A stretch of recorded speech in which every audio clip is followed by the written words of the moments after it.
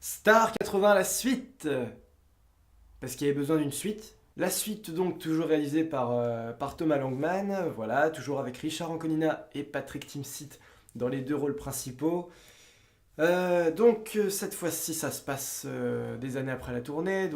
Ces messieurs ont donc monté leur boîte, Antoine et Vincent.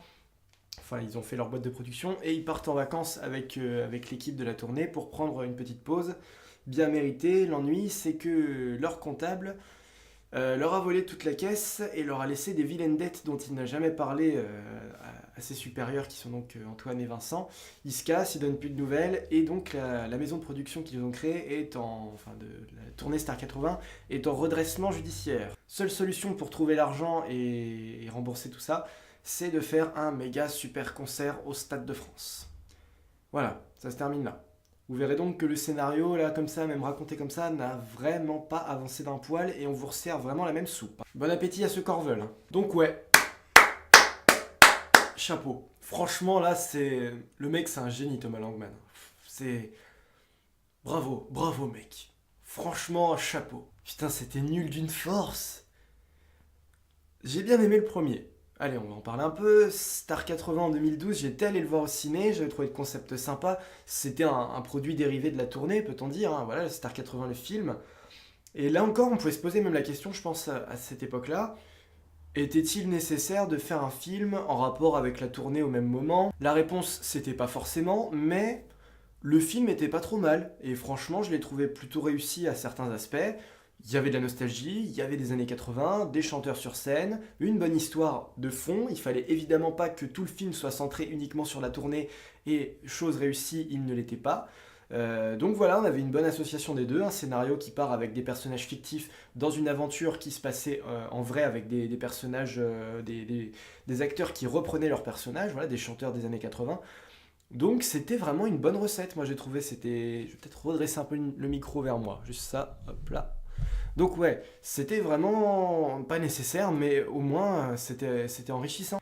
Mais là, le pire, c'est que je pense qu'avec ce film-là, ils veulent vous faire croire que oui, ça continue, il y a une tournure différente, il y a un nouveau scénario, il y a des nouveaux personnages qui vont débarquer, ça a changé, mais pas du tout! Pas du tout, mec! Oh, c'est affreux, c'est tellement affreux, je préfère garder le sourire quand je fais de mauvaises critiques plutôt que de gueuler, mais alors là, c'est parce que je suis plutôt content, parce que le film n'a pas de prétention, on n'en a pas parlé, c'est de la merde, et donc voilà, tant mieux, il fera pas beaucoup d'entrées, on s'en fout, donc autant rigoler d'un bon navet. Parce que là, putain, c'est tellement nawak. C'est je vais vous donner un ordre d'idée, hein, juste un ordre d'idée. Donc comme je vous l'avais dit, le premier c'était deux personnages qui étaient un peu dans la merde et qui essayaient de créer un concept révolutionnaire en partant de rien, jusqu'à réussir l'exploit de faire un super méga concert au Stade de France. Le tout, voilà, accompagné d'un parcours, accompagné de chanteurs qu'ils avaient le culot d'aller chercher eux-mêmes. Il y avait vraiment quelque chose de fort, d'intéressant, de vraiment prenant, tout de suite. Ça partait, ça n'attendait pas, c'était bien. Là, je vais vous faire rapidement une petite rétrospective des scènes principales et des scènes clés du film. Et je vous jure solennellement que mes intentions sont mauvaises. Que toutes ces scènes existent bien dans le film. Je n'invente rien. Là, c'est les bronzés font du ski. Voilà. Jouent au Monopoly Star 80 pendant qu'ils ont des soucis financiers qui leur tombent sur les gueules, qui devraient être aux abois, ne pas savoir quoi faire.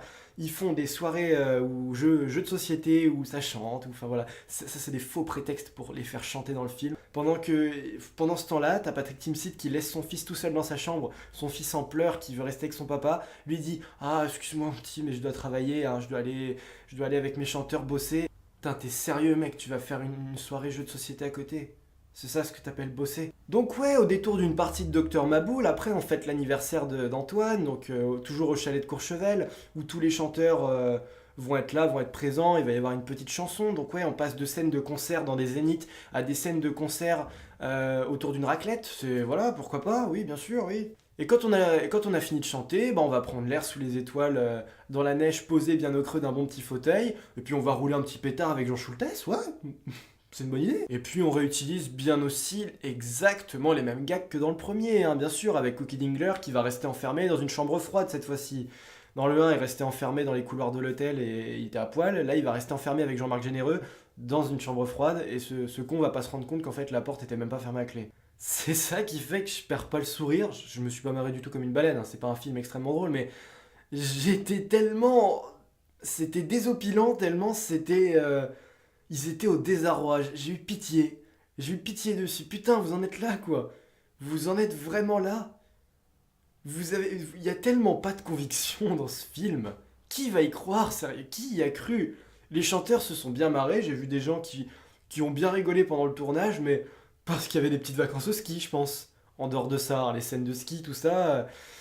Enfin voilà, c'est un mauvais délire. C'est un très mauvais délire ce film, mais bon. Franchement, côté spectateur, faut vraiment pas aller le voir. Moi, je me marre, mais fuyez. Fuyez, pauvre fou. Là où c'est un petit peu plus grimaçant, c'est que pourtant, le film, parfois, avait des éléments vraiment très importants, vachement clés. Et ce qui me fait pas rire, c'est que là, la désillusion est un peu là, parfois, à certains passages. Parce que ces éléments ne sont pas du tout exploités, alors que tout au long du film, on te fait croire que ça va arriver. Jean-Marc Généreux, au début, tu te dis, ouais, il va casser les couilles, il va rien comprendre, ça fait pas partie du délire. Et je me suis dit, il y a bien un moment où il va rentrer dans leur délire, où il va avoir de l'importance, où il va y avoir une micro-intrigue autour de lui, il va poser sa patte, parce qu'il faisait quand même partie des affiches. Donc, bien que je m'attendais vraiment à ce qui reste très secondaire dans le film, et c'est bien le cas, hein, d'ailleurs, il y a certaines scènes où il est totalement absent et tu te dis pourquoi il est pas là, pourquoi il est pas avec eux. Il y a un faux raccord de départ dont je vous parlerai aussi. Voilà, Jean-Marc Généreux, je pensais à un moment qu'il allait se révéler, qu'il allait avoir un truc important autour de lui. Non, ils ont chié le truc totalement. Et ce qui est sympa, c'est qu'en gros, au début, ils voient avec le mec du Stade de France pour réserver un concert, réserver le Stade de France. Et le mec leur demande, vous avez un metteur en scène? Ils n'ont pas du tout de metteur en scène, donc ils inventent tout de suite sur le tas et ils disent, on a Jean-Marc Généreux. Il dit, très bien, metteur en scène, ouais, ok et tout. Et du coup, il le signe metteur en scène et le mec, c'est le coach de la troupe. À quelle heure il est metteur en scène? Ils l'ont signé metteur en scène, il fout rien, il s'occupe pas de la... Il s'occupe pas de la mise en scène, il s'occupe pas du tout du concert, il est là pour... c'est leur moniteur de ski, le gars. Il en est réduit à ça, voilà, c'est pour ça que je vous dis vraiment, je m'attendais pas à ce que ce soit aussi bas. Je m'attendais à ce que ce soit nul, que ce personnage n'ait aucune utilité, mais réduit à un truc qui n'est même pas son rôle dans le film. Il a été totalement dévié de sa trajectoire, j'arrive encore à en rire, mais ouais, tu veux vendre un petit peu le côté Danse avec les stars de Jean-Marc Généreux, sauf que bah là, il y a le côté Kool and the Gang aussi, il faut aller aux États-Unis, mais plusieurs fois dans le film, je me suis dit putain, la solution elle se trouve aux États-Unis, genre soit ils vont faire leur concert à Las Vegas, ou alors ils vont aller chercher plusieurs groupes américains pour venir faire le concert Star 80, enfin, à plein de moments pareil, le film te laisse imaginer que au détour d'un truc sur l'Amérique, ils vont trouver la putain de solution sur place. Comme avant, voilà, la solution c'était d'aller au Stade de France et tout pour faire le gros carton, et voilà. À aucun moment ils exploitent cette piste, ils vont aux États-Unis pour jouer au casino toutes leurs économies et tout perdre. Mais vous êtes cons les gars. Alors on sait qu'Antoine est un personnage un peu trop débile qui a des tendances à prendre des décisions irrationnelles, mais Vincent, le fait qu'il puisse suivre ça, à ce moment-là, ils sont dans le désarroi le plus total.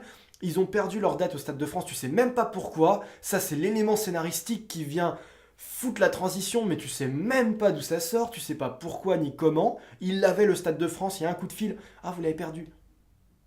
Ça se perd comme ça, le Stade de France, après réservation. Et du coup, on va au casino, mec. T'es aux États-Unis, pendant que t'es là, essaye de contacter quelques managers de stars pour essayer de les ramener en France et je sais pas, d'essayer de te sauver les miches un peu. Tu vas pas au casino pour te sauver les miches. Pareil aussi dans ce que je disais, les scènes qu'on reprend à l'identique. Dans le premier, ce qui était intéressant, c'est qu'il fallait qu'ils aillent aux États-Unis. Scène très courte, mais belle référence aux Blues Brothers, je crois, hein. Il me semblait que c'était ça, il y avait une référence à ça, où ils sont en costard et lunettes dans l'église et tout. C'était une scène vraiment sympa, avec voilà, du gospel, et ils allaient chercher Gilbert Montagnier. Et là, l'apparition de Gilbert Montagnier, enfin, voilà, il est où et tout machin, et en fait c'est le mec qui est au piano, qui va célébrer la messe. Ce genre de scène est vraiment cool, vachement nostalgique et vachement iconique du film. Dans le premier, là il y a la même chose, où ils se déguisent en prêtres, et ils vont dans un couvent, je sais pas où, pour aller chercher Sabrina, qui est devenue une nonne. Mec, t'as pas un peu l'impression de te répéter là, de voir le truc annoncé gros comme une maison, que ça va être exactement la même scène? Parce qu'au final, oui, elle est là, elle veut pas venir, elle est dans le couvent, voilà, ils sont tous en train de prier avant de manger. Ils leur chantent une petite chanson, voilà, Gilbert est venu avec eux pour aller la chercher. Et ça y est, c'est bon, ouais, je reviens, je suis là et tout, c'est bon, j'ai fini, je veux plus être nonne et puis je vais faire la tournée. Jésus. D'où Jésus? Mais attendez, hein, c'est pas encore terminé. Non, non, non, pas du tout. Là où c'est encore vachement plus mesquin dans le mesquin, c'est que ça se voit que ces mecs-là se sont rendus compte quand ils ont fait le film de se dire ah ouais, putain, mais là on a les mêmes concepts, mais on a beaucoup moins d'idées, beaucoup moins de matière que dans le premier. On va refaire le Stade de France, mais il manque un truc. Attends, mec, avant, dans le premier, on avait tous les zéniths avant, ils faisaient toute la tournée en France et tout. Là, on n'a pas ça. Qu'est-ce qu'on va bien pouvoir faire? Merde. Et c'est pareil, le Stade de France, si on le refait une deuxième fois, faut absolument pas que ce soit une redite du truc. Qu'est-ce qu'on va faire? Oh, bah on a qu'à mettre Kool and the Gang qui chante, c'est tout, ce sera très bien. Mais attends, il faut quand même aussi qu'on voit nos stars des années 80, tu crois pas? Ouais, si, peut-être, ouais, si. Attends, j'ai une idée. Et si on prenait les plans de chansons au Stade de France du premier et qu'on les insérait brièvement dans le 2? Comme ça, les gens croiraient qu'ils vont chanter très, très vite et qu'on passe à la suite. Paye tes forts accords, mec. Paye tes forts accords. Je l'ai vu, le 1. Je m'en rappelle. Je suis quand même pas con à ce point-là. Si tu fais une suite, c'est à moi, public qui a vu le 1, que tu t'adresses. Donc si tu me refous les mêmes images de concert que le 1, tu crois pas que je vais griller que ça venait de là? Bon, le grand public peut-être pas, mais quand même, faut pas trop les prendre pour des dindons, hein. Ce film vous a pris pour un jambon. Mais tout, tu revois Jean-Luc Lahaye dans son costume cuir du premier, là, qui chantait femme, machin et tout. Tu revois, comment elle s'appelle, là, l'autre, en rouge et noir, là, j'ai perdu son nom, mais bon, bref. Tu la revois chanter ça avec la même émotion, la peur de chanter, tu revois ça. Et Thomas Langman, t'as réalisé le premier et t'as la honte d'aller rechercher les mêmes plans que dans le premier pour nous faire croire que c'est eux qui vont chanter une deuxième fois, mais... Mais non! Mais non! Putain, faut leur apprendre le cinéma, ces mecs-là, c'est pas possible. On fasse un film de merde pour de l'argent. Bon, ça c'est le travail de beaucoup de réalisateurs, voilà. Mais quand t'es pas capable de savoir créer l'illusion... Alors là, c'est proprement incroyable, ça me dépasse, là, franchement, ça me dépasse. Le pire, c'est qu'il y avait les cartes en main pour que ce soit au moins un film passable. Il y avait rien du tout, ou presque, qui laissait à présager que ce film allait être de la merde. Après, c'est Star 80 la suite, c'était pas nécessaire, ça s'annonçait pas terrible, et ils ont fait tous les mauvais choix possibles, et ils ont pas su mettre ça en place, mais le point de départ du film est très bon, te donne direct de l'impulsion pour démarrer un nouveau truc avec une histoire qui pourrait suivre et tenir la route tout à fait. Je vous l'ai dit, le point de départ, c'est le comptable qui s'est foutu de leur gueule, qui fout la société en redressement judiciaire parce que ce bâtard est parti avec tout l'argent, et à côté de ça, on t'annonce aussi qu'il y a de la concurrence, qu'il y a une autre boîte de production qui est en train de faire le même concept qu'eux, récupérer les chansons des années 80, et que, comme eux, ils sont en redressement judiciaire, ils sont en train de se faire endormir, tu te dis, ouais, il y a la concurrence qui va être menaçante, je sais pas, enfin, faites un clash entre les deux, ça aurait été même intéressant qu'on voit les concerts de la concurrence pour voir un peu ce que ça donne, voir des scènes comme ça, voilà. Tout ça n'est pas utilisé! Non! En plus, l'adversaire, enfin le mec qui dirige la boîte adverse, c'est Édouard Montout, un acteur que j'aime beaucoup, enfin que j'aime bien en tout cas, qui était dans la première étoile, dans la deuxième étoile, que j'irai pas voir d'ailleurs, il n'y aura pas de critique de la deuxième étoile, mais bon, voilà, ça aurait été sympa que je puisse au moins voir ce que ça donne, mais il était aussi dans Astérix Mission Cléopâtre, enfin voilà. Je trouvais qu'il y avait tout de suite un bon concept avec cette histoire de concurrence, et jamais dans le film ils se sont dit « Ah, ben ça pourrait être intéressant, ça pourrait faire avancer le film ». Non, mais non, vaut mieux faire les bronzés font du ski, mec. Donc, ouais. Ouais. Cette année, on va servir la dinde de Noël, et c'est vous le dindon dans l'assiette. Bon, c'est pas grave. Fuyez ce film, c'est de la merde. Voilà, je vous déconseille d'aller voir Star 80 la suite. Salut à tous!